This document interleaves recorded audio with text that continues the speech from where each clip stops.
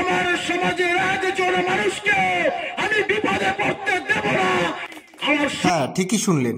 কোচবিহার জেলার ফুলবাড়িতে আয়োজিত মিলন মেলার মঞ্চ থেকে এমনই উচ্চস্বরে বক্তব্য রাখলেন রাজ্য নমশূদ্র ওয়েলফেয়ার বোর্ডের চেয়ারম্যান মুকুলচন্দ্র বৈরাগ্য।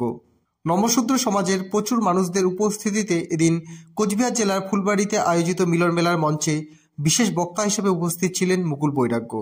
মুকুল বৈরাগ্য বলেন, আমার সমাজের মানুষের কাছে শুধু একটাই আবেদন, আপনাদের সুখের দিনে আমি নেমন্তন্ন পাই বা না পাই, যদি কোনো মানুষ বিপদে পড়ে, যদি কোনো মানুষের কোনো সমস্যা তৈরি হয়, যদি মানুষের দুঃখের দিন আসে, সেদিন যেন একটা টেলিফোন আপনাদের পাই। আমার গায়ে এক বিন্দু রক্ত থাকতে আমার সমাজের একজন মানুষকে আমি বিপদে পড়তে দেব না। আমার সংগঠন অল ইন্ডিয়া নমশূদ্র বিকাশ পরিষদ যতদিন শক্তিশালী রয়েছে, যতদিন এই সংগঠনে বেঁচে আছে, আপনাদের কোনো ভয় নেই। এদিন মুকুল বৈরাগ্য ছাড়াও এই অনুষ্ঠানে উপস্থিত ছিলেন অল ইন্ডিয়া নমশূদ্র বিকাশ পরিষদের কেন্দ্রীয় সম্পাদক সঞ্জীবন মণ্ডল, সচিদানন্দ মল্লিক সহ অন্যান্যরা।